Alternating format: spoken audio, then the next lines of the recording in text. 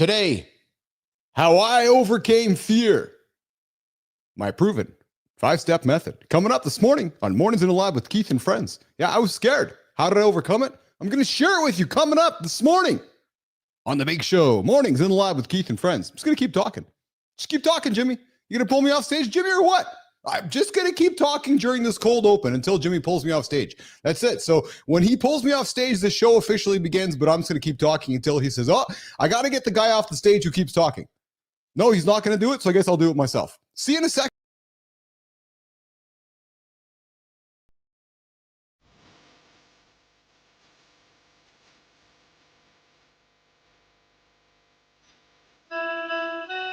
Welcome to Mornings in the Lab, where Something negative comes up. Building muscle improves blood flow.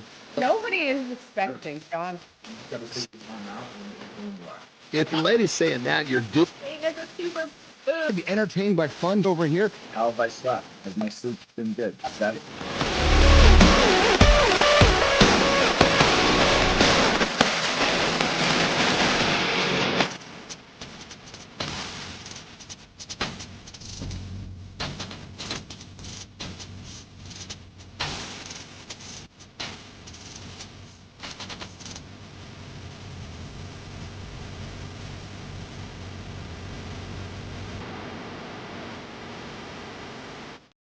I'm really scared today. I got a lot of fear coming at you right now because if I'm doing the stutter, I'm gonna get crap from Marty. Oh, who's Marty?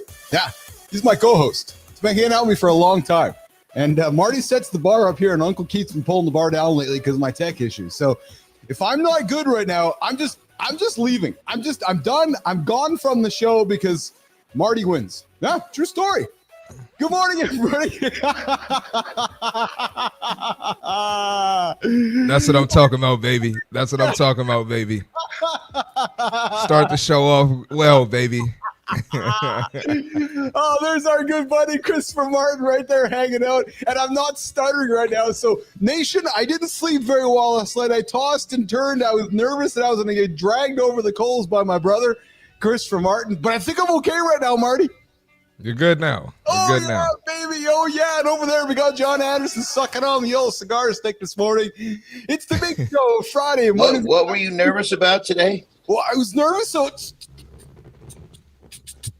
stuttering, because I knew that if I was stuck in stuttering, I was going to get. By the way, Nation, we like to drop some bad words on the show here, so I'm just going to say I was going to get shit from Marty. He's like, Billis, can you not get your Why would you? What would the stutter come from? So I learned where the stutter came from yesterday. My OBS, some of my technology that powers the show, was stuttering yesterday. So I figured it out during the show. Actually, Johnny, after you left, Jimmy and I did some live stuff on the show, and we were messing around, and I got it sorted out. So I got down here this morning early. Jimmy's like, make sure you get your machine set up. Make sure you refresh your browser. And I was finishing. I was like, I know, because Marty's going to give me shit if I don't get it done. So I got that sorted out, and we're in good shape here, boys. I feel like I'm not stuttering. I got multiple camera angles going on there, and I'm good to go. Yeah, see, Marty and I, we understand how it works. We don't sweat, but the other people, you can see they get all bent out of shape. You know, they don't like the fact that there's the delay. They try to talk. We all understand that's just the way it goes, especially when we lived through the talk experience where I was a solid 5 seconds behind. The delay was. We broke through the delay. You know what I'm talking about, Mark? The other people on the show are like, they're kind of thrown back by the tech difficulties. We're just kind of like, it's just another day. That's it. Yeah, I think Keith needs to do a test run with his internet before the show starts. I did. When we're talking and Keith starts going, yeah, then I know there's a delay. I already know there's a delay. What is your provider up there, brother? What is it that you use? Oh, I'm on the big, who am I on right now? I'm on Shaw Rogers, the big telecom company here. I did a test. Is it Wi-Fi or is it hardline? Oh no, I'm plugged in right now. As I came into the show here, I got 1 point. Let's see here. So you're not Wi-Fi. So you're like hardwired. There shouldn't be anything better than that. Yeah, I'm hardwired. I'm looking at my screen right now. I'm just clocking in at 1.3 gigabits per second right now. So no, actually, Johnny, where the problem was actually happening was with an OBS. Marty, you know OBS? No, you know OBS? Mm-mm. Yeah, so OBS is it's online broadcast. It's a software that allows me to change cameras. It's a It's an open Oh source. yeah. I know what you're talking about. Yeah. So that's what was causing my my machine to stutter over the last few days. So yesterday on the show, after Jonny left, Jimmy and I did some testing. We had some fun with it, and I just I changed some stuff up, and I got it figured out. I sorted it out, and then but I was still nervous because I have my accountability partners, my two brothers from other mothers, so that hold me accountable. So I was walking. You got two brothers from two American mothers. That's exactly right. How are you boys today? So Jonny, I got a text. So real quick on a funny note, Mark, there was a time there was a I can't remember what year it was, probably early 2000s. I was competing a ton on in tropical type settings, right? And so we had a 2-week stint for the team world championships, and it was just shy of 12 days. And I was in the sun so much, some of the spectators were asking me if I was black. so when you say brother from a different mother, we're actually, I think they were looking at my ass, to be honest. But the bottom line is, but I'm just saying that our brothers from another mother could be closer than we think. Look at that. Oh my goodness, we're dropping it here. That's a little reach. That's a little reach there, Jonny. Listen, man. I don't kill the messenger. I'm just relaying the message, baby. So Jonny, I got a wonderful text from my brother last night, Marty. He's like, Keith, I might have to miss the show tomorrow. I was like, oh, what's up? He's like, oh, you drink that water, Marty. And he's like, oh, I got some things I got to take care of today. So Jonny, I'm thinking that some pretty monumental life decisions that Marty has to make today. I started just going through my brain about all the things that he'd have to accomplish, Jonny. So I was quite riveted by his comment. And then Jonny, his response, Keith, I got to take care of my truck today. I'm like, what the fuck? I got to take care of my truck. Yeah, I might need to change my headlamps, and I might need to change my oil or something. Tail light, brake light. I'm like, Marty, what? At 7 o'clock in the morning, that's when you have to do it? And then he's like, well, maybe I'll come be part of the show, and I'll do it a little later. So thanks, Marty, for hanging out with me and Jonny while you delayed your... Man, I got a lot to do today, man. Last day of the month, baby. Yeah. I'm busy, baby. The time, there's got to be a total pull of time sensitivity with your task, brother. Yes. Well, you got to think about it. It's dark in the morning. I'm training. Yeah. I'm on the show with you guys. I got to be at the gym, handle a whole bunch of shit. Then I got to drive in traffic on the way back. It's dark by the time I get back. So that's why I was like, that's why I was going to do it in the morning. Hey, is it, quick y'all don't question, sit in traffic, so y'all ain't going to understand. Tomorrow is we don't have the show, and I would assume that you probably have different schedules. There will be plenty of sunlight. Yeah, I'm gonna be in the morning at the I want to go to the DMV in the morning and get this shit out the way because I got to change my registration. So I had to change. Dude, the DMV is murder, man. Oh God, see, is it brutal where you are too? Yeah. See, now you're doing some digging. Now it makes sense now, Keith. So here's what I did, brother. I took because we actually fit into the title nomadic because we were moving around with our homes, right? Yeah. And so. It's totally legal. I register all of our vehicles in South Dakota. I can literally call the DMV and someone picks up, hey, how are you today, Shirley, or whatever her name is. It's just like calling a friend. Hey, yeah, can I pay for my registration? Yeah, you want to do it with a credit card? I just fucking pay for it over the phone and bam, just like that. I have to get it. Marty, I got to crack a little bit of a joke. I got to crack some maybe truth within my joke, but I'm going to throw it out there. I got to suspect, as a black man in America with a burnt out taillight, the odds might be against you from time to time. So you're like, I got to get this taillight sorted out. And I'm see what I'm saying? I'm being serious, actually. You see what I'm saying? Yeah, because there's some asshole that's going to be out there driving. He's like, oh, that guy's got a taillight out. And then he's going to look at you and he's going to profile you. He's like, oh, he's probably a fucking badass. He's some black dude driving around with a fucking taillight. Hey, you never know. Wrong, am I? You never know. It's happened before. There's so many skills. There's so many when it comes to kind of getting what you want. So many skills in terms of there's just so many different ways through it. Let me give you a perfect example. When it comes to getting a ticket, shit, I haven't had a ticket in 20 years. I've been pulled over many times, but you got to basically figure out when that person's walking up, who is he? What's his currency, and how do I get him to like me so he lets me go?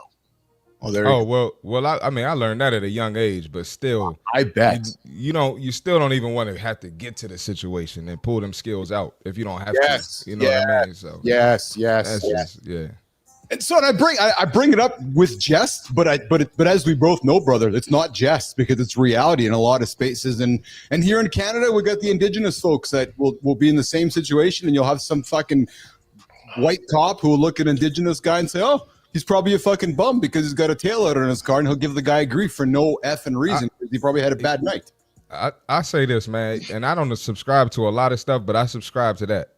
And I even had a situation. I didn't even tell you about it. I had a situation, not too long ago where somebody didn't know my role at the gym because of, I guess, what I look like. So they kind of came off a little disrespectful. So I had to, but I've had that happen. Well, I'm going to step out on a limb. And say that I've never seen full, but I've seen a little picture on the inside. I'll go on a limb and say that Marty's vehicle is nice enough. Yes. That just with a tail light out, that he's going to overcome whatever stereotype would come along with some vehicle that was looking the part of what we're discussing. Yeah, I'm with you. Oh yeah, listen, that's good observation. My middle name is Overcome. I know y'all ain't know that. Speaking of overcoming, I dropped Jimmy and I had a video we wanted to put up on the table here a couple days ago, and I know when you're stuck in traffic, whether it's in Washington or in California, we're looking for ways to overcome the traffic. So bad. Here's my segue. So Jimmy has a video for us, which some dude has invented. This is the most ridiculous video ever, but I had to show it because it's so fucking funny. And we've been talking a lot about AI and robots, and I want to continue that theme because it ain't going away. Jimmy's got a video here. Guys, I have a solution for you to cut through the California traffic, or Washington traffic. We have a flying car. Jimmy, let's run the video on a true story, flying car. Yeah, we got a video to show you guys of a flying car, which will help eliminate a lot of traffic. No, your eyes are not deceiving you. That really is a flying car. A US startup recently released this footage of an ultralight. Is that two wheels in the middle? Oh no, it's got four. Okay. It is actually looks like and functions as the regular car. You can drive most of the way, take off and fly without transition over some kind of a traffic, over an obstacle, over a river, over anything, and then continue driving. Or you can fly all the way in the transition in the biplane mode. You as a driver have a choice of that. It's hard to tell from the videos if the test flight was manned. When one US broadcaster filmed a demo flight, its reporting team was kept at a distance and didn't see if anyone entered or left the cockpit. Yeah, so there you go, Jimmy. There's the flying car, boys. So the future is upon us. It's so ridiculous. I had to show it to you guys because it looks so dumb. We're in the Jetsons. The idea of eliminating people sitting in traffic is going to be such a life-changing thing for so many people. An average I would love this. What's the average person spend in traffic commuting every day? It's got to be hours. Well, is it in California? Is it actually, John? I'm serious. Is it like 2.5 hours? I believe I read a stat somewhere that it was over just under 3 hours, 2.75 hours. An average Californian spends in California traffic. Oh yeah. I've never ever subscribed to that. I get caught in traffic when my timing is off, but I'm not ever driving from point A to point B on a daily basis during that time. Yeah, so I mean, it's brutal. I'll tell you that. I mean, last time we got snagged in it, it was a 6-lane highway, and we were like stop and go. And I'm sitting there, I'm looking around and going, do people do this shit every day? This is fucking soul crushing right now. Oh, it's paralyzing. You waste so much time sitting around, right? So. Yeah, exactly. Yeah. Hey, you're hanging out with Keith, John, and Marty here. Mornings and Live with Keith and Friends, the only morning show to help you guys get your ass going, get your ass out of bed, not hit the snooze button. That's Marty over there. That's John over there. We got the accountability check-in coming up in a quick minute. And then, boys, I found something that I thought would be kind of fun to talk about this morning before we get into the big discussion at the bottom of the hour. Marty's got to sneak out at the bottom of the hour. But, Johnny, I want to get into a discussion with you at the bottom of the hour on how I overcame fear. And I know you've had fear in your life, and let's have a conversation about that with Jorie. We have Jorie dropping in later. But, boys, I know you both occupy Costco. I know you do, Johnny. I know you do, Marty. I know my family does. Dude, what about? I'm sorry. What was it? Occupy Costco? Yeah, I know you guys spend time in Costco doing some shopping and picking up groceries. Never. You don't go delivered. Oh yeah. I'll go to the grocery store too. So No. we do too. We're not bougie like Johnny, man. You know. So- and I know Lauren go to the store too. She does, yeah. We've been recently using some of the Costco delivery stuff because they're pretty convenient. But I have 11 Costco Kirkland products that are actually made by big brands. And maybe Marty, maybe you know a bunch of these, Marty. Maybe you don't. But there's a lot of Costco brands that are actually made by big brands that we buy, and a lot of people don't realize it. Johnny, Real quick, I don't want to segue away from what we're talking about, but here's a thought that I want to share with everyone. When you go to the store physically, you put a lot of shit in your cart you shouldn't. That's just the way it works. Oh yeah, that shit costs you money, costs you time because you're eating the shit, costs you more times. You got to work it off, pay for the fucking delivery fees, and only order what you should. You'll fucking spend less money, and you'll actually totally change your environment because you're not filling it up with the shit you're not supposed to have in your house. Yes. Yeah. Oh, absolutely. No, I agree. That takes a different level of discipline. But if you don't go to the store, if you don't go to the store, the hardest discipline is not putting in your car when you're in the store. So don't go to the store. That makes sense. If you pay for the delivery, you don't have to make the decision not to put the fucking Cheetos in the cart. You're right. I give you that. So let me ask you this, Johnny. It's expensive. It's really not expensive if you think about it. So Johnny, are you admitting that if you went to the store, you possibly might put something in your cart that doesn't belong there? I admit that it's more challenging to make the right decisions in the store than when you're just telling them what to bring you. Got you. So what we do is we make those decisions ahead of time. Like I'm going to make better decisions tonight about tomorrow than I'm going to make fucking first thing in the morning. So I make my decisions tonight. Same type principle. Yeah, but for those of you that think it's too expensive, it's really not. Break it down. Yeah, it's well, the last thing you want to do is go to the store when you're hungry. Hey, Marty, because you're just gonna you're making bad choice after bad choice, man. Like bad choice. You might as well. I'm pretty good with that though. I don't usually do that. Yeah, you're good with that? I try to get in and out as quickly as possible. He wasn't husky like us, brother. Only us huskies have a problem with that. That's true. That's true. Yeah, we got the Husky twins, Keith. Husky Marty, never. Yeah, that's right. The Husky twins, Keith and Johnny here, Morning in the Lab with Keith and Friends. Accountability check-in coming up. And then we're going to come back and talk Costco products, and we're talking about wheelbarrows. Oh, I know I got John and Marty's ears up. Yeah. Especially if you're into astrology. This is such a goofy thing, but I want to put it out there because it's funny. So that's why I'm putting it out there. That's my job, is to put funny stuff on the table for us to talk about and laugh about and create conversation around. All right. Accountability check-in. When life blindsides you, you've got two choices. Just two. Not three, not four. You got two. If you're in Costco, you might have a lot of choices. But listen, you can resist and stay stuck. You can adapt or level up. Most people freeze when change hits. Listen, I've been one of them. You're like, oh, what do I got to do next? The ones who move forward, they pause, they reflect, and they pivot. Yep, they pivot, baby. And here's how to turn that chaos into your edge. Step one, you got to face it. Ignoring the change is not going to stop. We talk about absolutes. Next Friday is coming regardless if you like it or not. So if you're scared about next Friday, you can choose to face it or you can choose to ignore it. But ignoring it, it's not going to stop it. Step number 2, find the lesson. Every shift reveals gaps, skills, habits, and a mindset. And step 3, build a game plan. Tweak it. Tweak those routines. Set the micro goals and attack. And some new situations are going to expose strengths. Yeah, strengths, Jimmy. Strengths that you didn't even know you had, or weaknesses that you've ignored for too long. The key, small, consistent moves. Tiny wins. Attack fast when you stay focused. So adapting isn't about giving in. It's about getting ahead. Oh, I didn't say getting ahead. I said getting ahead. There's a difference, guy. Get your head out of the gutter. It's first thing in the morning. Come on. Lean in, own the shift, make some change. That's your edge.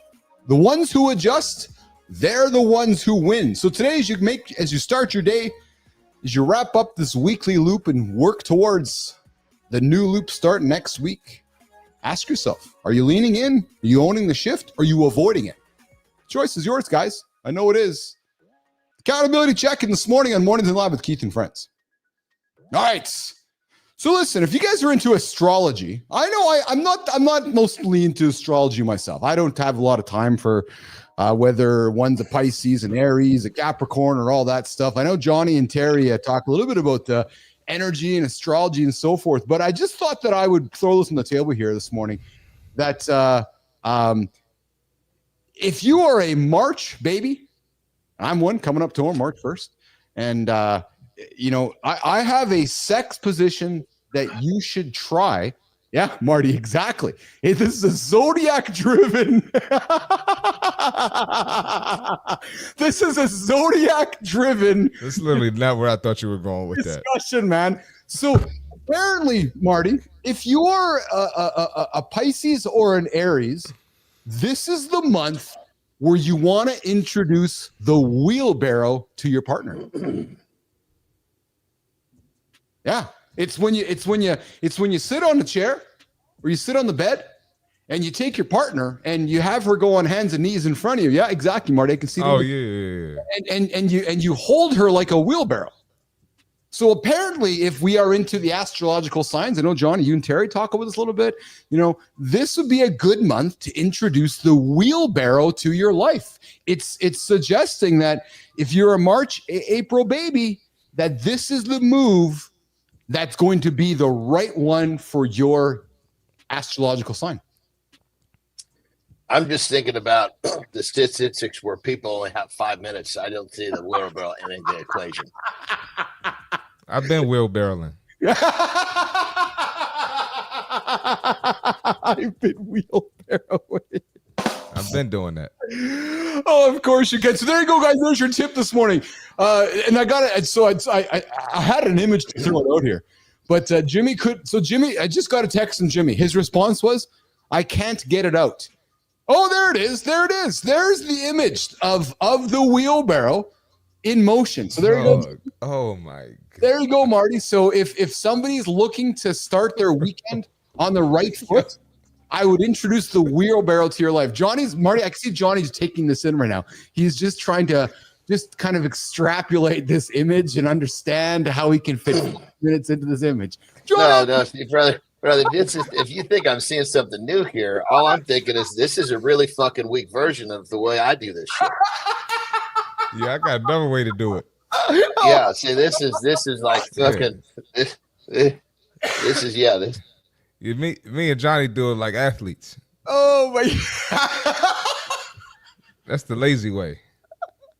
I don't know if y'all understand what I'm saying. My job here is just to laugh this morning on the show. So there you go, guys. Pull the wheelbarrow out and share your experiences with myself, Marty, and John. And drop us in the comments on how you're pulling the wheelbarrow out into your life this weekend. If you are a March or Amy, look at Amy's comment on the horizontal. I see Amy coming here. Good morning, Amy Reinhardt. No. Hey, this is the morning show for men where we have conversations here that nobody else is having. So I see you there, Amy. I love it. Amy, got to get you back on here in next word. Obscure Ninja. Yeah, we got the Obscure Ninja here this morning as well. And there we go. Oh, and the Obscure Ninja's like, yes, you got to drop some diamonds on the floor first. There you go. He drops some diamonds on the floor before the young lady goes there. There you go. There you go. Interesting. Okay, listen. Costco products that are actually made by big name brands. Now, I'm going to throw these things, you guys, because I find humans get fascinated by this because they're like, oh, why am I spending all the big money on the big brand when it's just made by such and such? Marty, did you know that signature, like foil itself, Kirkland foil is made by Reynolds? So Reynolds, who is like the ultimate foil company in the world, their product is actually, so Kirkland's product is actually made by Reynolds. So if you're gonna go spend, hold on. So you telling me Kirkland, they're basically outsourcing kind of? 100%. Yeah, absolutely. So that's smart as fuck. But I mean, it would be silly for them to try to set up manufacturing for all of that. They can all they got to do is just create their own fucking label, negotiate a good deal, and take a little fucking bite at everything coming in. It's true. Yeah. So a lot of brand name labels, Marty, are made by big suppliers and just relabeled with different things, right? So that's actually pretty smart. Cranberry juice, Marty, if you're drinking like Ocean Spray cranberry juice, the Kirkland cranberry juice is actually made by Ocean Spray. So Ocean Spray being the big dog, Kirkland has their made. Now Stearns and Foster, a high level bed in the United States and Canada, like Stearns and Foster, a really pricey bed. Well, Kirkland has a mattress made by Stearns and Foster. They have everything. They absolutely do have everything. Yes. Contact lenses that, people are like, oh, I got Kirkland contact lenses. No, they're actually made by Cooper Vision. So you can go buy the Cooper version or you can buy the Kirkland. Kirkland just basically means you're taking a fucking discount. That's what it comes down to. Yeah. And maybe not even in quality, Johnny, right? Because no, absolutely not. Well, because, I mean, when it comes down to it, if they bring a bunch of – see, Costco, look at their model. It's about fucking bulk. So they can go to anybody and say, look, sell me a shitload of your stuff at a deal, right? Because I'm going to sell a lot of it, and that's their hustle. So it's the same thing, whether they're doing it with the label of the company. They're probably saying, look, I'll buy 10 million units of your label and give me another 10 with no label. I'll put mine on it.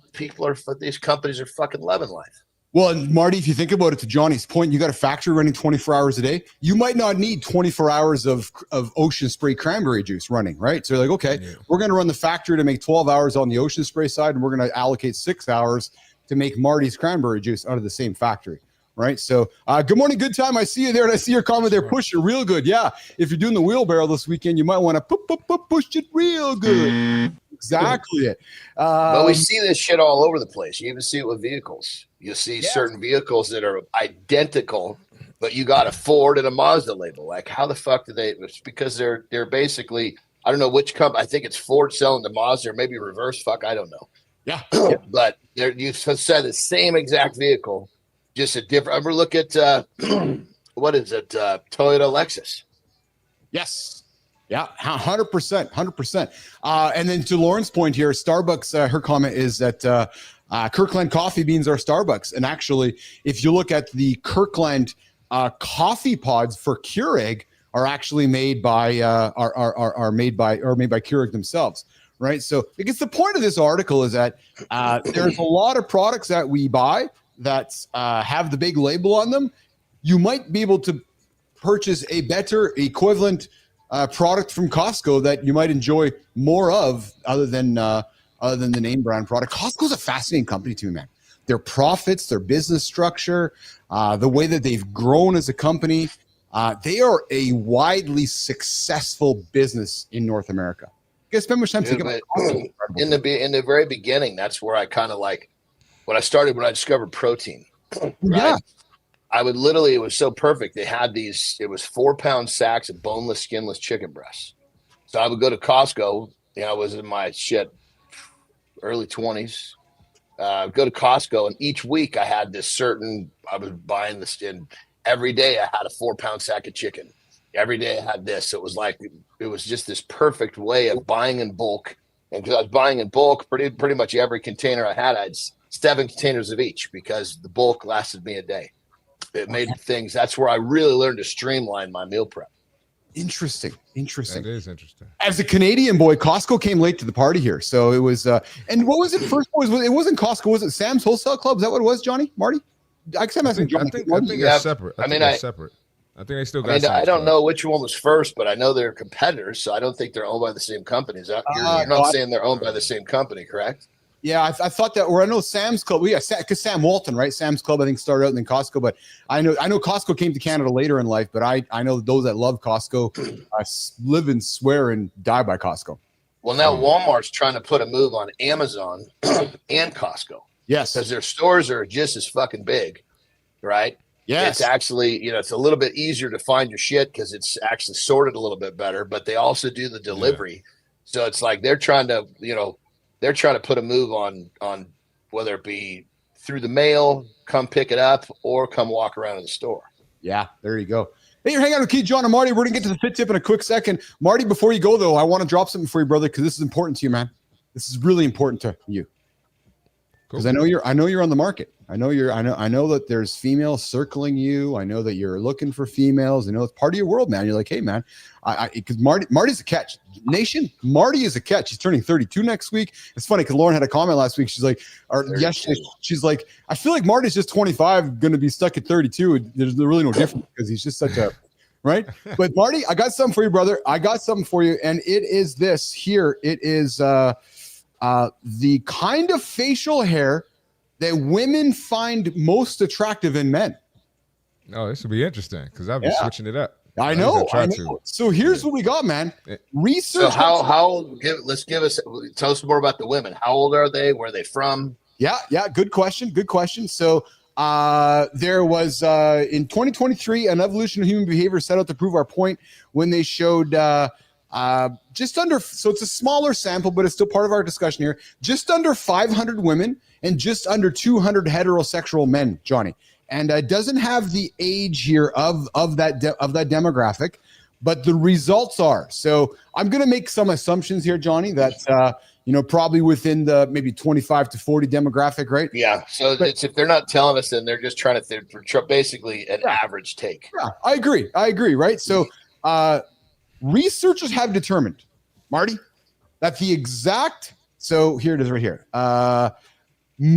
Heavy stubble is the kind of facial hair that women find most attractive. The tight shit. Yeah. So it says here, even better, researchers have determined that the exact length of time your guy needs to achieve the perfect stubble length to attract a woman. So they're talking that it generally takes about 10 days. So what the point of the article is, Marty, so Marty, that's more stubble than I was thinking. I was thinking for you, Johnny, maybe different. But Marty, if you're sitting around with about a week and a half's worth of stubble, your odds of getting picked up might go higher. Just saying. So don't shade. I don't know about that one, man.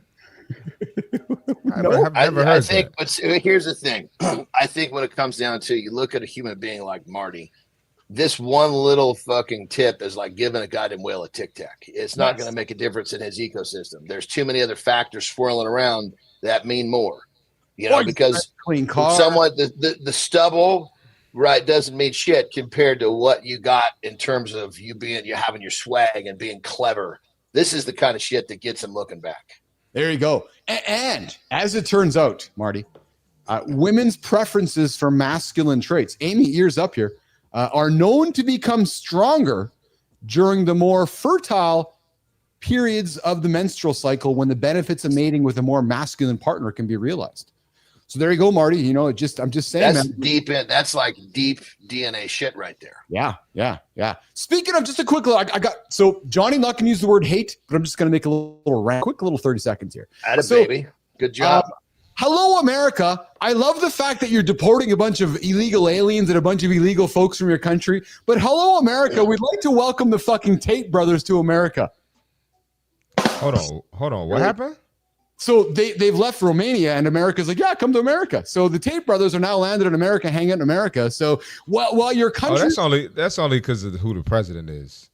So apparently he knows. If it went the other way, that's not happening, bro. But here's what's ridiculous, man. So they're like, we got to get rid of all the fucking bad dudes from our country, all the bad dudes. But the Tates can come here. Come on, get out of here. Get the Tates out of there. Get the Tates. I don't think they're that bad. I think they purposely trigger people. They know what to say and what to do. I got no time for them. I think I got all the time in the world for you, Marty. Yeah. Oh yeah. That's another conversation for another day. We can talk about that. Get that fit tip going, brother. Let's get it, man. All right, what's up with my screen right here? Here we go. Yeah, screen was messing up. Jimmy, come on, man. Get it together, Jimmy. No, I'm playing. All right, we got the fitness tip for today. When you hit a plateau, it's not the end of the world. When you hit a plateau, it doesn't mean that you just quit and give up, right? And if you don't know what a plateau is, that's pretty much when you get to a point where you think you're not getting any more results in your fitness journey, just to make that clear.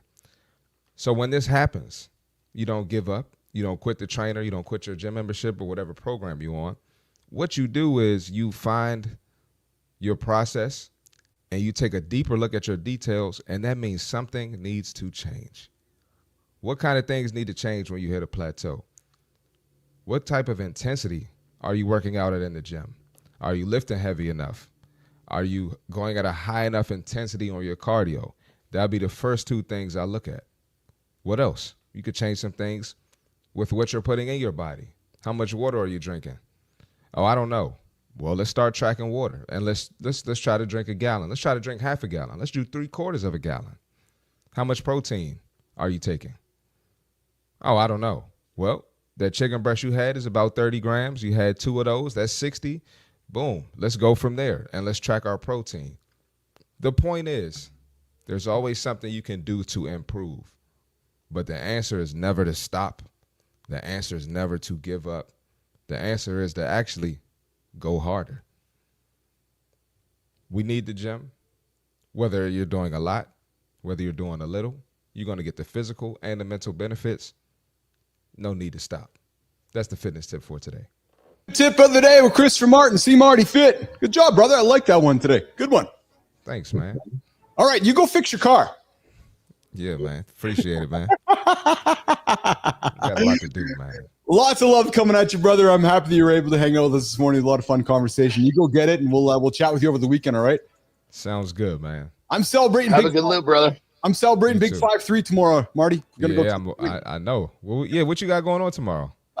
Carter's got his big first playoff game tomorrow night. I'm pretty excited about that, man. I think they're going to make a big run. He's got a junior hockey career on the corner there, Marty. I've been telling you a little about. He's going after, so we've been having some chats. Yeah. And hey, Marty and Johnny have been texting the last couple of days, just addressing with "Hey, adult." Like, not even "What's up, buddy?" Just "Hey, adult," because you're an adult now. I'm done with you, brother. Here's your credit card bill. You're an adult.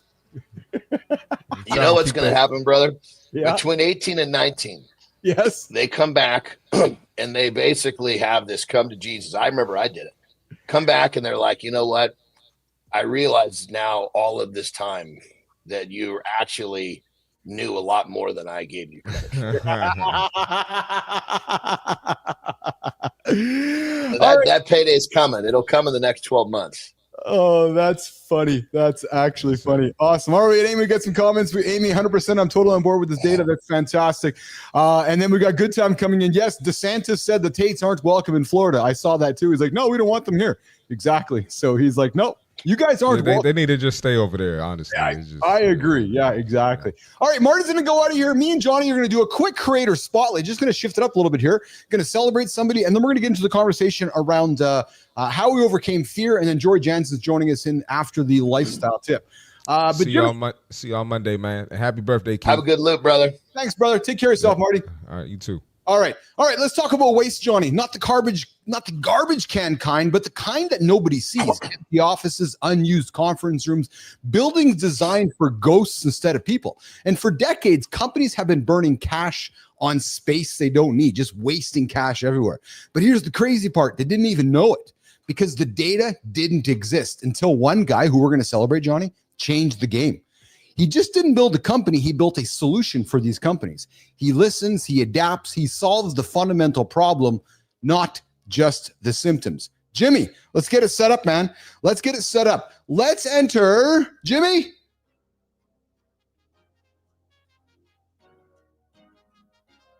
Yeah, let's.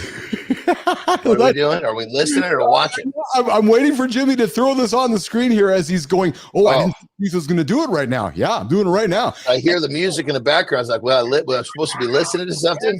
Yeah. Enter Andrew Farah. He's the CEO and co-founder of Density, the company that's turning buildings into intelligent spaces. I'm getting chats from Jimmy going, he's the CEO and founder of Density. His team created cutting-edge people counting technology, real-time, privacy first, and designed to make offices smarter, more efficient, and sustainable. But here's what makes Andrew different, Johnny. It's not about ego, it's about impact. He's built Density by staying humble, seeking feedback, and focusing on the problem that actually matters.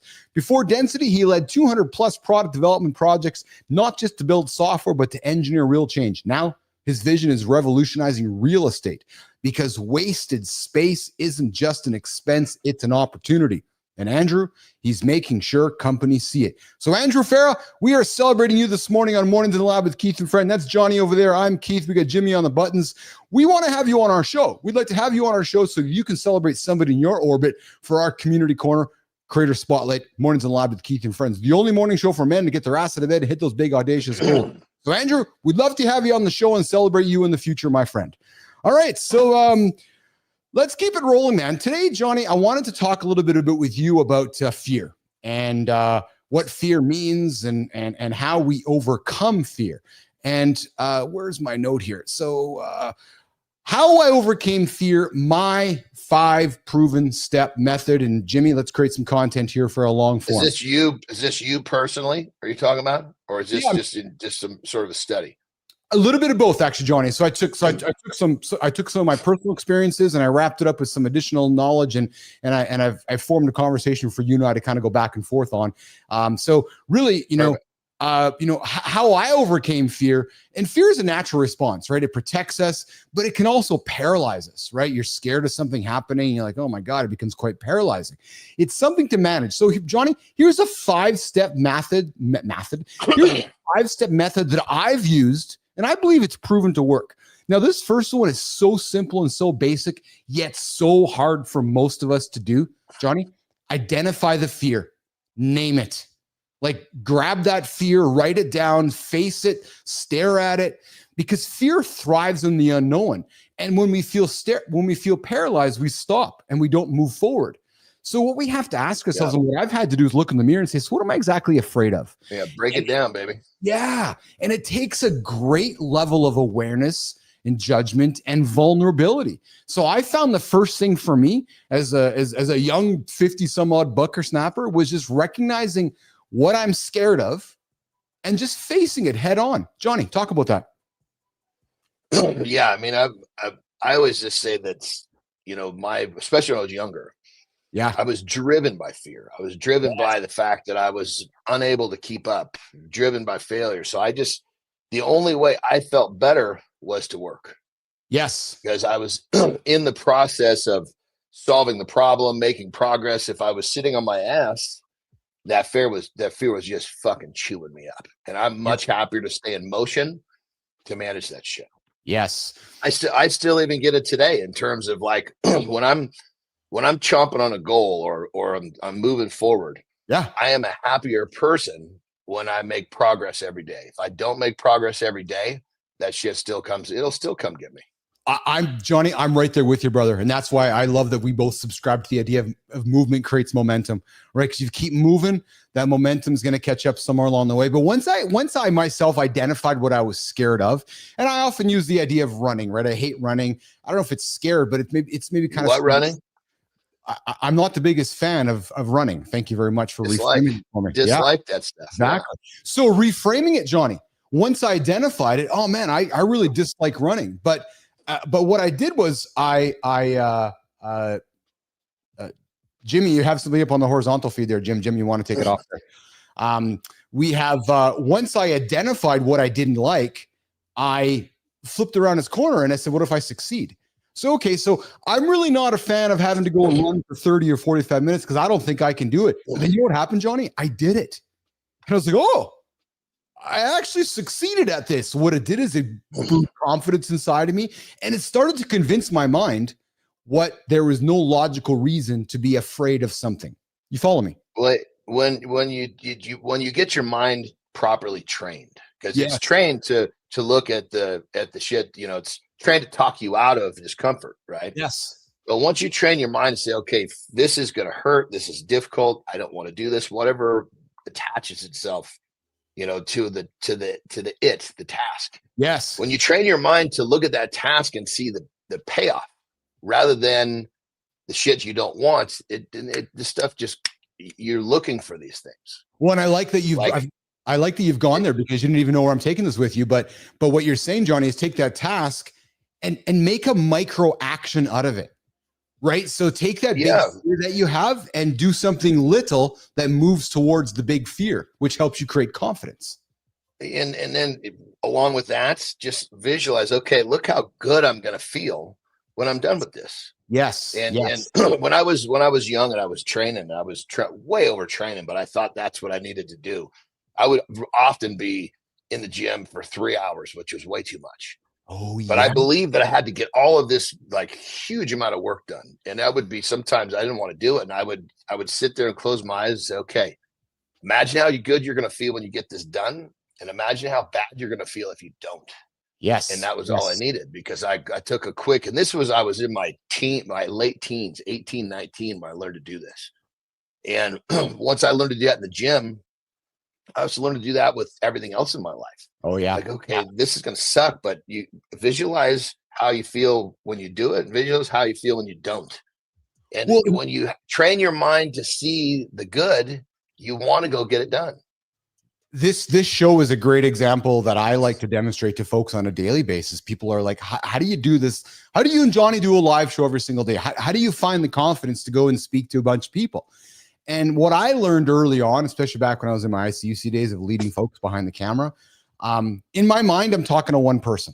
So when I get on the show every single day, I'm thinking about one person that I'm talking to, like right there, looking at their eyes and talking to them, right? And then that one person turns into 2, turns into 10, turns into 1,000. But if I'm thinking about talking to 1,000 people or 10,000 people, it becomes perhaps daunting. So I'm like, okay, the best way for me to go about this, to overcome my fears, I started my journey doing this show a year and a half ago, or even back when I was doing my ICC leadership thing, Jonny. It was just imagining I was talking to one human. That's it. And then once you connect with that one human and you speak to them like I'm talking to you right now, it becomes really easy. Actually, Jonny, it becomes even easier when you leave the show and I'm by myself. Like, I can do this show by myself because I'm talking to one person. That to me is how I overcome that fear with that active. Yeah, that's interesting. Because my methodology is a little different. Yeah. I focus on what I need to do. Okay. Because if I do what I need to do, it doesn't matter if there's one or there's 10,000. Yes. Because I know if I do what I do and I do it well, when it's over, I feel good. Mm-hmm. Mm-hmm. So I keep it all within, because as soon as my efforts are swayed by the outside, surroundings, then it's easy. Oh, there's only 10 people here. I'll just make it short and sweet. Yes. No, you don't leave. I wouldn't leave that feeling good about me. Exactly. So when I'm going to do something, I'm going to make sure I'm going to do it well enough that I feel good about my job being well done. And as long as I do that, nothing else matters. Yeah, no, I love that attitude. I really do. And then the next one that I did to overcome my fear was, and again, we talk about building confidence, Jonny. Repeated actions of winning something builds confidence. Well, it's the same thing with overcoming fear. It's creating a fearless routine. You went to the gym over and over and over, and as you went, that fear faded with exposure. Those habits removed the fear out, and what it did is, in places, it created confidence for you. And again, I think sometimes we get so paralyzed, Jonny, as humans. Oh, I'm going to fail. Oh, I'm going to suck. Or I'm not going to do good at this. Where we don't even give ourselves a chance to go and find confidence by succeeding at something. So create that routine, knowing you're going to fall over and over and over. And then you're going to be surprised when you actually get up and don't fall. Jonny. But you remember, remind yourself, not you, people, you're supposed to suck when you're starting. Yes. You're supposed to suck. You're gonna fail. These are all things that are part of learning to do something new, getting better, even going from good to great. You're gonna have all this shit. Anytime you're changing, leveling up. So what's the worst that's gonna happen? Live it, own it real quick. Okay, well, fuck, I can deal with that. That's right. That's right. And then the last one that I did was, and I would encourage any folks that are scared to do something or fighting fear or reluctant to do something, is build that support system. Surround yourself with bold people, right? Because fear thrives in isolation. If you're by yourself, you're going to be fearful. You're going to struggle to gain confidence. So find people that might have some of the same fears you have. Join a community, find friends around you, share your feelings, share your vulnerability, ask for feedback, and watch the magic happen. I would suggest you do this time and time again. That fear you have about achieving something, maybe it's starting a business, maybe, Jonny, it's changing your career. Maybe you're like, oh, I'm waking up right now in my mid-40s and I got to do something differently, but I'm scared to do something differently. Good. You should be scared to do something different. That's okay. That's natural.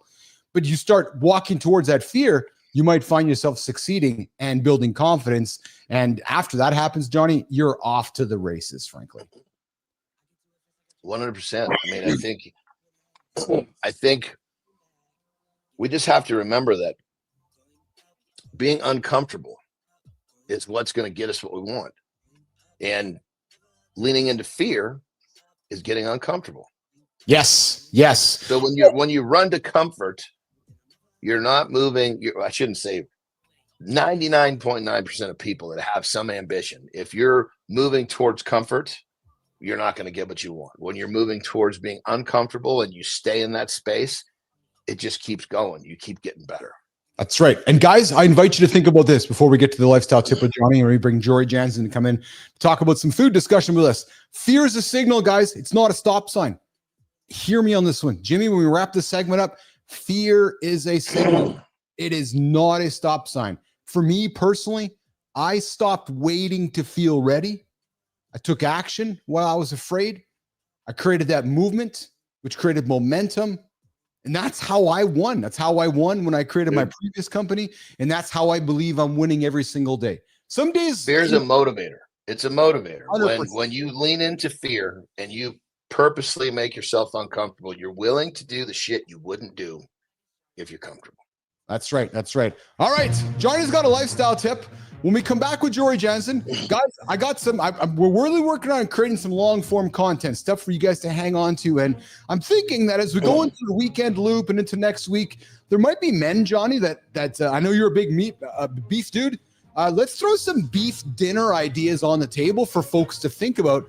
That might be effective, might be financially not too crazy expensive. Let's have a conversation about some food ideas with Jorie coming up in a minute. Johnny, lifestyle tip for you, brother. When I get my ass kicked, in most cases, I didn't see it coming. Or it was basically one of those things that happened to me without me knowing, without me being willing, because I'm always willing to do what I got to do. But when you get your ass kicked, and it happens constantly, you got to make sure that you are ready to stand up. It's not about how many times you get your ass kicked. It's about how many times you stand up. You're going to go through so many different challenges in life. You name it. It's going to come from every direction. And it's going to feel like you're just not making progress.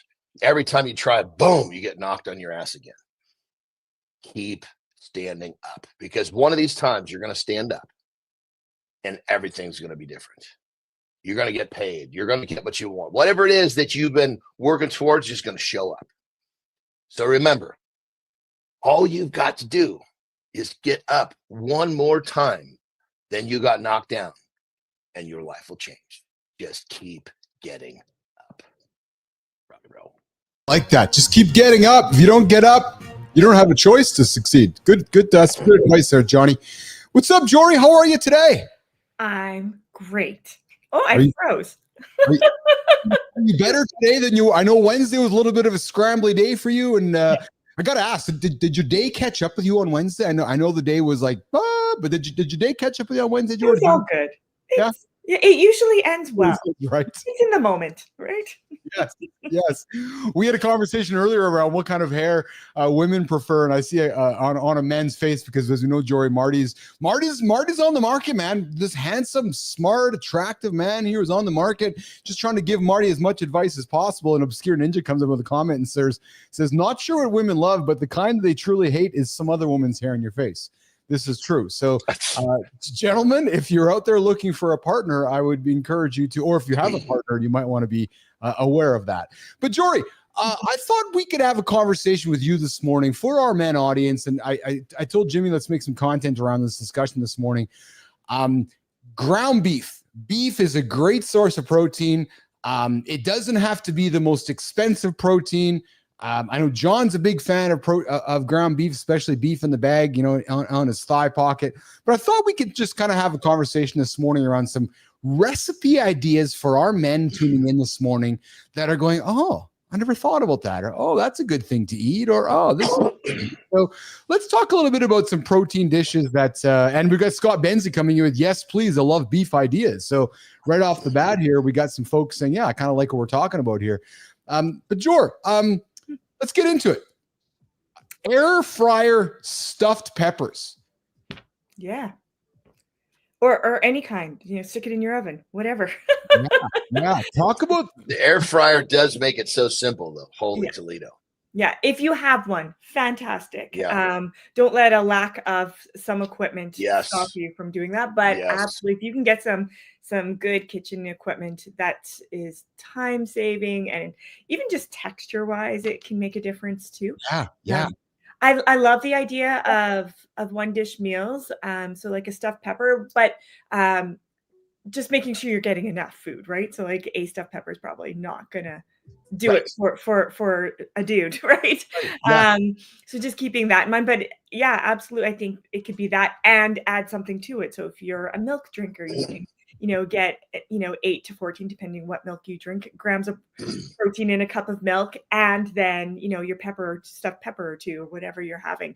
So I think that it totally fits. It's a great idea. And you get your high vitamin C content from the pepper. Why not do that? And anything else that you're adding in, some prebiotics like onions to keep your gut fueled, right? So those one dish options or one stuff-filled vegetable option can do a lot of good for sure. I know that I have a list of things here I wanted to throw on the table, but Jorie, are there some go-tos that you always will recommend to your clients or things that you and Kurt and the family eat? Like when it comes to I got to think there are some go-tos that are in your house that you're like, oh yeah, we're having that today and here's what it is. And let's stay on the beef topic, Jorie.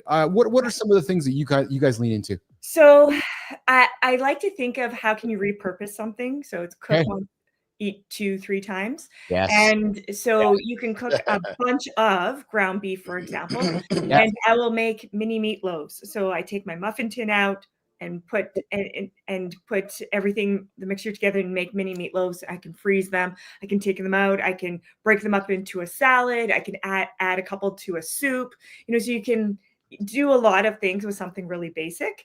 You can just make some meatballs too if you want to. But, But it sounds fancier when you say mini meatloaves. So I like to do stuff like that. If you're going to make a spaghetti one night, you can also have some leftover. If you're making a soup, maybe a hamburger soup or any sort of vegetable base soup, just throw in a cup of your ground beef and you've got a high protein soup happening.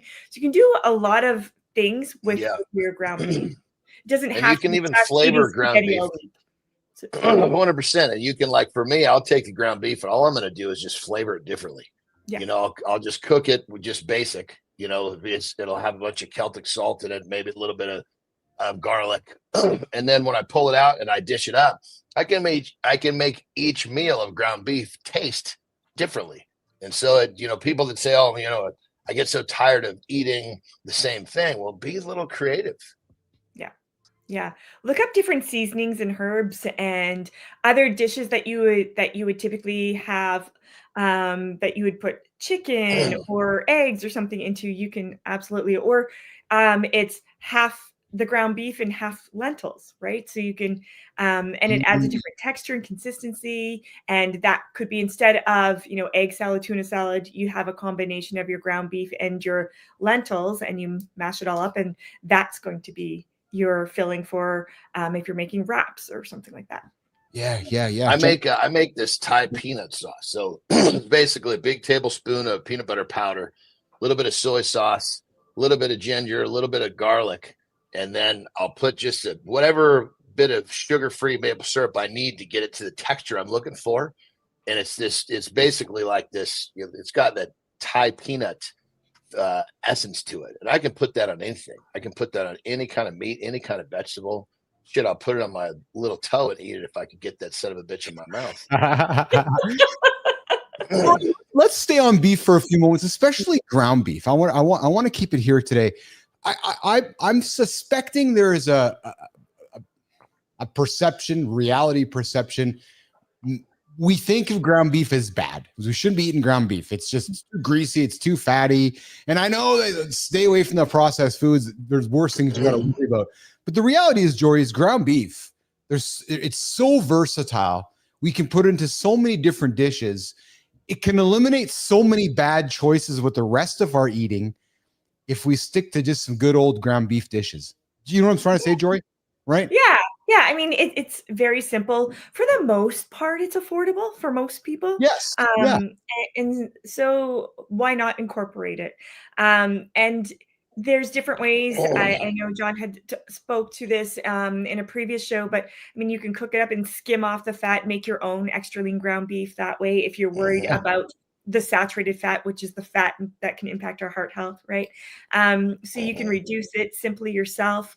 And really, extra lean ground beef, calorie wise, is not that much more, maybe like 80 calories per cup, depending on what you're looking at from something like ground chicken, ground turkey. Yes. And it keeps that moisture more so because it is a little higher fat compared to you have to be a little bit more careful when you're cooking the ground turkey, ground chicken, because they are leaner. So when you have the less fat, then it can be drier and not as flavorful. So you have to really be on top of how you like to flavor food when you're using the leaner meat options. So give somebody permission to have the ground beef over the ground turkey, because sometimes Scott Ben's tweeting right now. He's like, "Oh, I got to make sure I have my ground chicken or ground turkey, but I don't love it, so I might not eat as much of it." Give him the permission to have ground beef, because you can, right? It's not going to kill you. Absolutely. When we're having taco night, Yes. My family likes the ground beef with it. Yes. There's certain things that, whether it's, your family culture, how you grew up, memories of, right? So ground beef does fit in our household. It doesn't have to be for everybody, but I love the idea is you do have permission. If it's something you enjoy, you have the permission to put that into your regular meal plan. I'll share something with you guys. I learned. So when I was a young man, I worked in a butcher shop in a grocery store, and I would make ground beef. I would cut beef and so forth.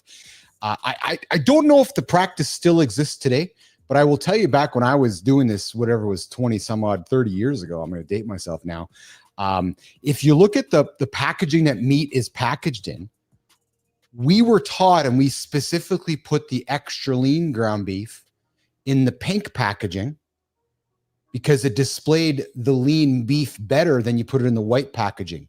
So if you notice, you'll have your regular ground beef on a white package because there's more fat in it. To you as the consumer, it psychologically shows you that there's more fat in it, where the lean stuff is typically in the pink or red packaging because it shows the beef much more lean. And that's what we were always instructed. You put your extra lean stuff in the pink packaging, and as it got fattier, you put it in the white or clear stuff, so that the consumer could delineate the difference in value. True story. Yeah. Fun fact.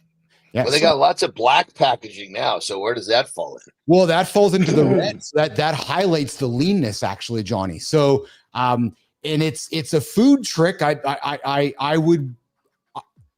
can tell you guys, there were times that we would put the regular ground beef or just the lean ground beef on the red or black packaging because we ran out of the extra lean, but the pricing would still come out as extra lean, because then you as the consumer, you see it on the black or the red, you think that it's lean because it looks leaner. So there's little tricks and tips behind the scenes that I don't know if people are still doing it, but that I know for sure we were doing it back in the olden days. Yeah, true story. Interesting. That is Jory's like, disappointing. I know, Jory. It's true, because I can tell you there's so much messed up shit in the food world. Yes. Yeah. Yes. As they're coloring potatoes. They're putting all sorts of colors and all sorts of shit, so it presents better in the store. That's exactly right. That's exactly it. So again, we're having this conversation this morning with Jorie Janzen. Guys, as you're tackling your weekend, you're tackling your days. If you're gonna have some pasta, include ground beef with it. Right. If you're going to have rice, include ground beef with it. If you're going to eat, carbohydrates and other vegetables, a good vegetable skillet with ground beef, with some onions and peppers and jalapenos, Benzie. Oh, that's good stuff right there with a bunch of flavoring. That's good food, Jor. Absolutely. I'll open up, a salad, right? I'll put a salad together and it's like, ground beef, throw it in. It doesn't have to be your typical burger, although I like a burger. Yes. But I think it's just creating that versatility, and there's no food that's off limits in terms of where you're headed, preferences, like all of that plays a role, but there's no food that's off limits. You can decide if you want to have ground beef or ground turkey, whatever it is. But there's no shame in enjoying whichever one that you want to incorporate. Both fit. It's okay. And I am still going to include ground beef in my meal plan. Talk about burgers quickly before you rock and roll out of here, Jor. Where do you fall? Where do you fall in the line of burgers? I think they're great. Yeah. I mean, if you can eat, pasta with, a spaghetti meat dish, you can have a burger, right? And you can decide how you're going to do it. Do you want the whole bun, half a bun, no bun, stick it between some sweet potatoes or some mushrooms? You decide how you want to have that. Jorie, you agree the burger takes a bad rap because everybody associates the burger with the drive-through. Yes. Yeah. Yes. Exactly. I'm glad you said that, Johnny, because Jorie, we both know there's so many great smash type burgers that are literally spices, ground beef, smashed together and fried up. Like it's beef and spices. There's nothing bad with that, guys. But I think to Johnny's point, where we get caught up is all the sauces, all the bun, and Johnny's point about drive-through. We can have good burgers. There's good, healthy burgers that you can eat and not get too caught up in worrying about all the like if you're living at McDonald's and A&W, different story, but you go get yourself a good clean smash burger and maybe you have a gluten-free bun or no bun. That's not a bad choice at all.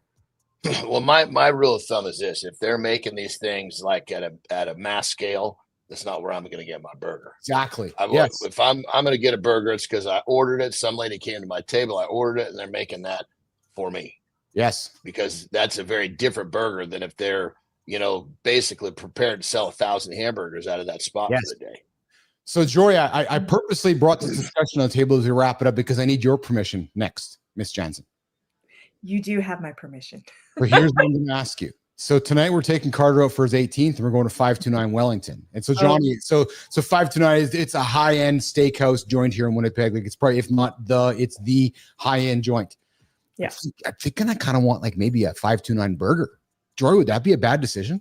No, I haven't had it. My husband has. I've never gone to 529. Oh, okay. Yeah. Work and stuff like that. Yes. So I should probably tell him he needs to take me out soon. I absolutely, first of all, permission not even needed. This is someone's special day. Yes. Like, and mine through everything else, because it's really important to celebrate the people in your world, the really significant people in your world. So it doesn't matter what you're doing, like enjoy the moment. I love your attitude. That said, because that place will have quality food. Yes. I mean, there is like no issue, like go and enjoy to the fullest. I would say though, just take your time and enjoy the food, like chew the food well, enjoy it, savor it, think of the smells, the taste, the texture, slow yourself down. So that way you can leave feeling comfortable. That's the biggest one. When people leave, they feel over full, and that's the negative association. Yeah. So you can slow down and enjoy love it. That. Yes. And here's what I'd say to that, which kind of encapsulates all of what Jorie says and keeps you to make a good decision, is you're not there for the food. You're there to celebrate with your family. The food is just kind of a side note. So don't eat something that's going to make you feel in a way that's going to basically give you a subpar celebration. Yeah, I'm looking forward to it. Physically, mentally, whatever it is, because maybe some people, if they eat something they're not supposed to mentally, they're not there celebrating the way they should. Other people that eat something physically makes them feel poorly. Now they're doing is thinking about their fucking gut ache rather than the moment. So what's important is the celebration. And as long as you keep the fucking totem pole in line, you'll make the right choice just as a positive side effect. I listen, I knew that there was a comment coming from the peanut gallery. Jimmy, throw it on screen. Jorie, I knew that when I asked you the question that this was going to come on screen. I knew that Lauren's paying attention. And yes, and Jorie, you've eaten with me before. Keith wolfs food down, so that's great advice. So my goal tonight is to slow down, Johnny. I'm going to be thinking of, I might take a picture of you and put it on the table, Johnny, just so I can look at your face as I'm chewing, and maybe Jorie, yours as well, so I can be thinking about my two friends here, reminding me to slow down, be in the moment, and chew. But here's the problem, guys. Here's what you do, bro. You sit down at the table, Yeah. You sit down at the table and you force yourself to count to 100 in your mind. That will put you in a different space. When you get out of the fucking car, start snapping your fucking wrist with your rubber band. Hey, I need to count to 100. Do something that will shake you out of that freaky deaky fucking food mindset at that table. And the game is over. Yeah.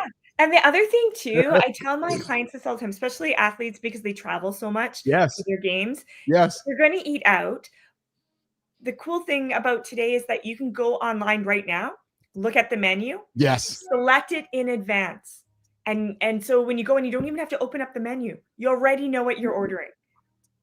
Yeah. And I love that. And I go even a step further than that, Jorie, because I like to make things ultra simple. I don't even look at the fucking menu.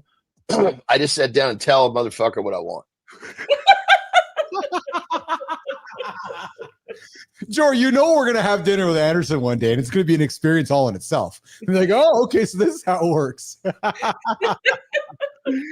All right, you're hanging out with Keith, Jorie, and John here, Mornings in the Lab with Keith and friends. Jorie joins us every Monday and Wednesday, always offering great advice, and I love it because folks love to talk about this. And Scott Benzie is, Scotty dropped a comment here, Jorie, which was, actually, here's a quick question for you, Jorie. Do you recommend this? Rinsing the beef off before preparing your meal. Is that being really neurotic, or is that a good strategy you would recommend, Jorie? It's one strategy. Absolutely. I've cooked up my meat. I've put it into a strainer and rinsed it off and put it back in the pan. Some people will skim off, from the top. Yeah. So there's different methods. It's really what works for you. And yes, it's going to seem, as John, I loved your Instagram post. It's going to seem extreme to some people, but let it be extreme to some people. Yes. You do what you need to do to be healthy, well, and performing the way you want to perform in life. Yes. Yeah, that's the one. This is why I can tell you right now, Jorie. This is why you resonate with our audience. I got Amy coming in with loving heart, Jorie here, and I know Lauren's a big fan, Benzie, because Jorie, not only does Johnny simplify it, but you really make it about the person listening. And what I like about that is that there's not a right or a wrong. It's make it what's best for you for the moment. I love your idea of it's just a moment in time, and you really encourage somebody to make it work for them. And you give them the information, you give them the framework, and you empower somebody to say, okay, here's what it's all about, but what works best for you? Yeah, absolutely. Absolutely. And I love the idea that like everyone here with Marty, with John, with you, like we will all come in with our perspectives. Yes. And that's great because one of our perspectives is going to resonate with someone else on the show. Exactly. So there's no one is right or wrong. We're right for ourselves. And I think that I hope for the listeners that they also take that whatever any of us are saying, it's from our perspective, our experience. Create your own. What works. They're supposed to be taking a bite from each one of us. So that makes sense to me. Boom, got that one. Yes. Okay, that one makes sense. Boom, got that one. And you create your own mantras. You create your own mental ideology of what it's supposed to be. And you own it, and you move forward, and you develop it. Well, and I'll tell you guys, I'll talk to you from just my quick technical business marketing standpoint in 2025. The conversations we're having right now are the conversations that AI can't produce, right? So when you look at some of the ways that digital marketing is moving forward, AI will spit out typical generic type advice, but it's these personal experiences that Jorie brings to the table, Johnny brings to the table, I bring to the table, that people resonate and connect with. And that's the future of digital marketing, which is, okay, so I see what Jorie learned about this experience, making a bunch of meat, turning it into little mini meat muffins. Exactly, right? So those are things that an AI is not really coming up with unless you prompt it that way. But these personal experiences, that's the value. So, but Jorie, we've kept you way over time. I appreciate you. You get after it today? Yes, and same with both of you. It's been a pleasure. Love it. And of course, love Lauren. You don't even need to have John and I as photos. She'll be there. She'll just kind of tap, slow down. I don't like my food cold. So that's why I eat it so fast. Because I like my bro, this is an opportunity for you to get better. Okay. Keep that in mind. Yeah. What does better look like tonight? Right? I'll report back to you guys on Monday or over the weekend. I'll send you guys some text, or I'll send you a picture tonight at the table as I'm slowly eating my food, thinking about my. And you remember, you're leading by example. You? What type of example are you leading? Yeah, I'm thinking about dessert now. Oh, share one. That's because you're looking at the fucking menu. That's why you're thinking about dessert. That's a good one. Love it. All right, Jorie and Lauren. Don't look at the fucking menu. You know, That's if you're right, an yeah. alcoholic, don't look at the fucking wine list. That's right. And then Johnny, Jorie, and Lauren knows me. She's like, "Thank you, John. He'll listen to you because she knows I listen to you." I look at my fridge and I see your face on my eggs, and that's all I need to do to eat my eggs. So, Jorie, don't let this opportunity slip you by. You've voiced your problem to the fucking world. Now have the balls to fucking make a difference. I love you too, Jorie. You take care, okay? Take care of your crew this weekend. We'll see you. See you, Jorie.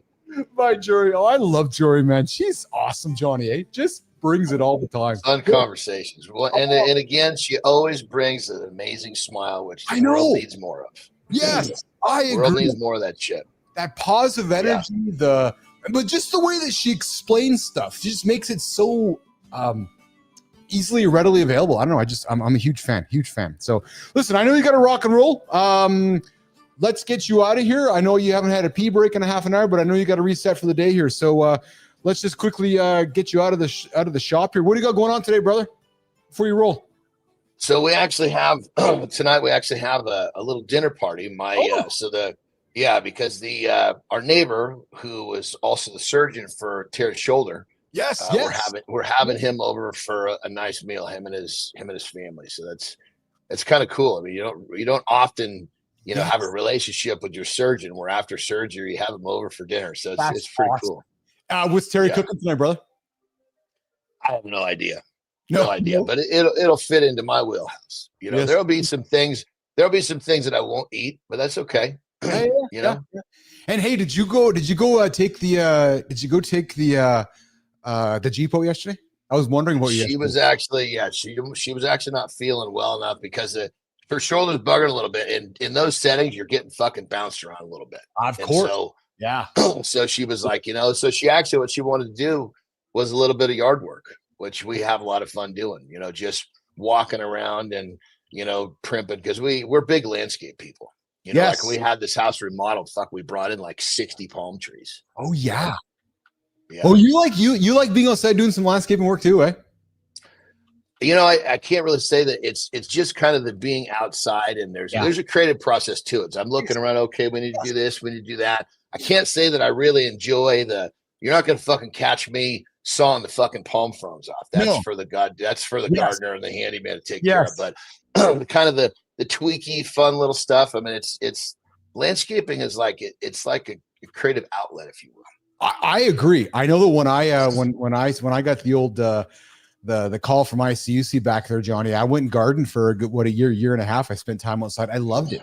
Just wandered around. And being having an hour where you're outside is really it's something that honestly I even have to remind myself. I go out and sit by the pool and do when I'm doing something on my phone, because we don't get outside enough in many cases. Yeah. If I'm riding, I'm fucking covered head to toe, so I'm not getting the sun exposure that way. That's right. I probably will sneak a quick dirt bike ride today before the guests come over. Well, that's fun. Good job, buddy. All right, pal. Well, listen, I'm going to let you get out of here. Jimmy and I are going to wrap up the last 10 here with our community corner, our creator spotlight. You enjoyed the day today, the loop, and we'll look forward to reconnecting in a couple of days here. Enjoy dinner tonight, brother. I know I'm going to as well. And going to have a nice weekend with the crew here, and we'll look forward to getting after it on Monday. You got it, brother. We still need to catch up. Let's try to catch up over the weekend. Between you not feeling well, me traveling, we keep misfiring. Agreed. We'll make it happen. You got it. All right, brother. Take care. Have a great loop. You too. Thanks, buddy. Take care. All right. Jimmy, Johnny's getting out of here. You and me are left. It's how the show always works our way towards. I get you, Benzie. I love it, man. I appreciate you hanging out with us this morning. Another great show. I agree. Here's the part where we get to the community corner, creator spotlight. Love this part of the show too. Get to celebrate other folks who are doing some great work, and we did things a little differently today. We did our LinkedIn creator spotlight at the bottom of the I guess almost about an hour ago, actually, at the bottom of the first hour. And we're going to do it again here. And as you guys know, we are not only, here's the thing, Benzie, Reiner, good time. So we have this morning show for men. That's what we do every single day, building a community of men. That's the one business that we're building. But we're also building behind the scenes our Substack, inside the lab, how we are building this men's community. And that is one of the pillars of monetization. Maybe you're in your 40s, maybe in your 50s. Maybe you have a bunch of knowledge in your head. Maybe you're going through a career change. Maybe you're a brand new leader. You have things you want to say. Maybe, I don't know. God, how do I do it? You can do it through the power of conversation with myself. Get this product called The Exchange. You sit down with me, and I help you draw out your story, what you're selling, what makes you different. It's a product we have here in The Exchange. You can get that right inside of our Substack newsletter. So if you subscribe to our Substack, you're going to get behind the scenes, get a bunch of knowledge, learning about how we're doing this, all right? How we're building this community, how we're showing up, how we're finding things to talk about. Listen, if you're out there on the socials, you're largely building rented audiences everywhere. So if you're out there building your Substack, you're building your newsletter, you're building your email addresses, then you can monetize that, right? So I would encourage you guys to go check out our Substack, inside.bapl.ai, inside BAPL, inside the lab. And it is a paid platform. It's full of knowledge, and it's behind the scenes access to myself and John and Jorie and Marty and so forth.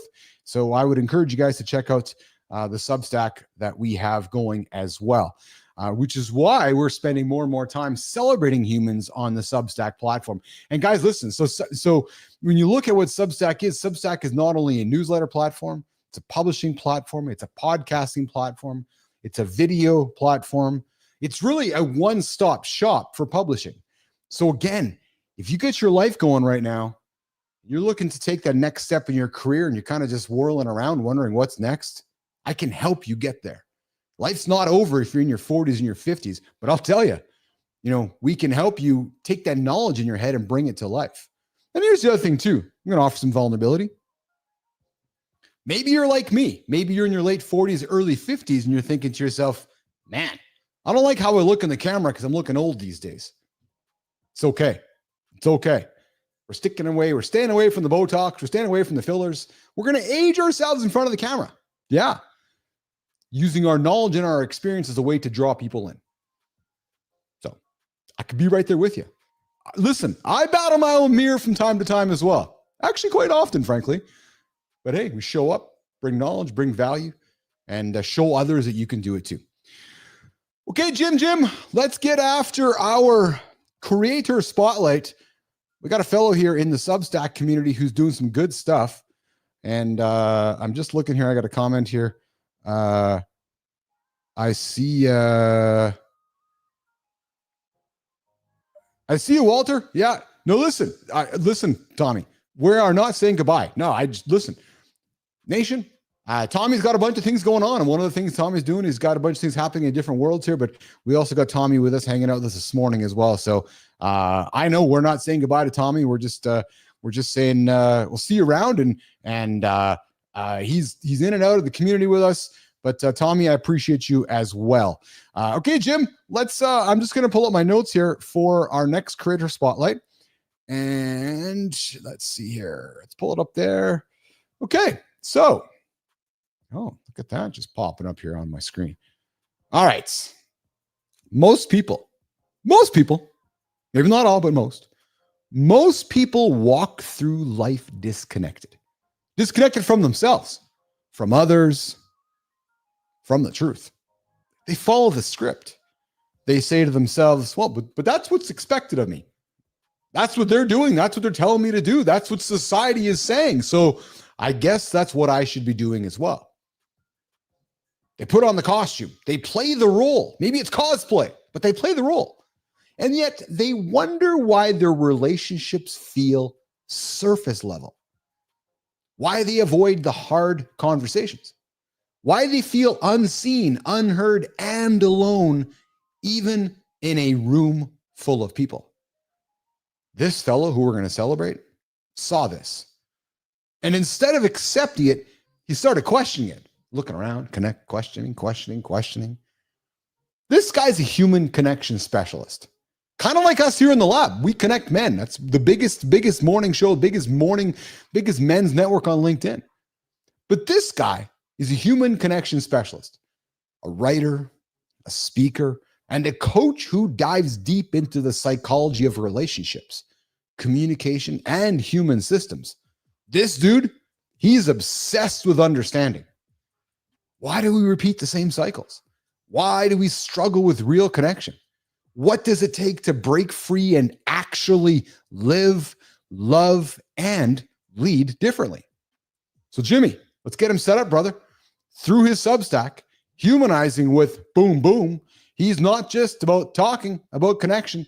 This guy's redefining it. So this morning, Mornings in the Lab with Keith and Friends is really excited to introduce all of you to Jimmy, Mark Groves. Through his Substack newsletter, Humaning with Mark Groves, he's not just talking about connection. No, Mark is redefining it, because connection isn't just about love. It's about how we show up in every relationship: family, friends, teams, communities. Mark's work forces you to get real about your patterns, your blind spots, and what it actually takes to build deep, meaningful human connections. So this morning, on behalf of myself, Jimmy, Marty, Johnny, and the entire team here at Mornings in the Lab with Keith and Friends, Mark Groves, we are celebrating you, my friend. We're celebrating you and celebrating the great work you're doing with Humaning with Mark Groves, the Substack newsletter you need to subscribe to that talks about connection and how he's redefining it. Mark, here's how it works, brother. We're celebrating you here today. We'd love to invite you onto the show so that you could take the old big Mornings in the Lab light, whirling it up, and celebrating somebody in your orbit so we can be introduced to somebody that works with you or somebody that you like and bring them here on the show at Mornings in the Lab with Keith and Friends. Man, just talking all over the place with my hands here today. That's it, Jimmy. There you go. Wow. Mark. Woo. Big show. Oh, take a deep breath. Big show wrapped up. The loop here, the 5 days of our loop, done. Listen, guys, coming into another month next week. Tomorrow, March 1st. What's also happening is we're 10 days coming towards our 1 year anniversary with Mornings in the Lab with Keith and Friends. March 11th, 2024, we turned this baby on. I showed up and nobody showed up with me and Nicole Bernard at the time. But now, oops, it's funny. I did the old cough thing there thinking that I muted myself, but actually changed cameras. Yeah, sorry about that. Coughing in your ear. Coming up, March 11th, the 1 year anniversary of our show. Those of you that keep tuning in, I appreciate all of you guys. So listen, I remind you, subscribe to our channel, Mornings Live with Keith and Friends, the only morning show for men, our men's community. And hey, we got the supers, we got we got a bunch of things happening on the YouTube channel here. So you guys can subscribe to things on there. I think there's $3 a month, $20 a month, $30 a month. There's a bunch of things happening within the Mornings in the Lab community you guys can be a part of over there. But like I said earlier, if you're a creator, maybe you're not a creator. Maybe you're a CEO. Maybe you're a business guy who knows that he needs to have a conversation. He knows that he's got a story to tell. He knows he's a thought leader. But what you're doing is you're struggling to get it out. You're scared. You're fearful of getting in front of the camera. You're fearful of talking to one person. I can help you. So can Jimmy. So can everybody on this show. Check out our Substack, insidebapple.ai, the only place to help you build your Substack, build your community, and become the voice through the power of conversation. Doesn't have to be sexy, the power of conversation. Okay, so listen, we're going to wrap the show up here today. Another great week of conversations. And there's my puppy coming to get me here this morning. It's funny. Every time our show's over, she knows when I'm done talking. And she makes her way down here to say, hey, Dad, I'm coming to see you. Mom's left for work, and I see you're still here. Can you help me out? So I'm going to make my way from here outside with Lola. And then what we're going to do is we're going to get back after it. Some post-production happening. And we'll see you guys. We'll see you guys on Monday here, Mornings in the Lab with Keith and Friends, 8 o'clock Eastern time, LinkedIn, X, YouTube. We're on Twitch as well. Yeah, true story. You can find all of our content across all the platforms as well when the show's over. So I invite you, come check out me, come subscribe to my channel, come say hello. And listen, if you guys need help, if you need help building your next voice, if you need help building your community, if you need help moving yourself and your personal brand forward, do it through your story here in the lab, in the exchange. All right, Jimmy, I'm getting out of here. Shall I do the old steps thing like I did last time too? Like, just do, or do I just get the hell out of here? I'm waiting for Jimmy to say something here. He's just busy being mute today. Jimmy, are you mute today or are you talking? There we go. All right, on behalf of Jimothy, the ultimate producer, making him famous in the Philippines, I'm your host. I'm Keith Billis. On behalf of Johnny, on behalf of Marty, on behalf of the whole crew that showed up here today, including Jorie, Amy, good time, Benzie, appreciate you guys. Listen, remember the wheelbarrow. The wheelbarrow is what you want to pull out if you're looking to, if you're born in March or April. Jimmy, let's get out of here. We'll see you guys Monday, Mornings in the Live.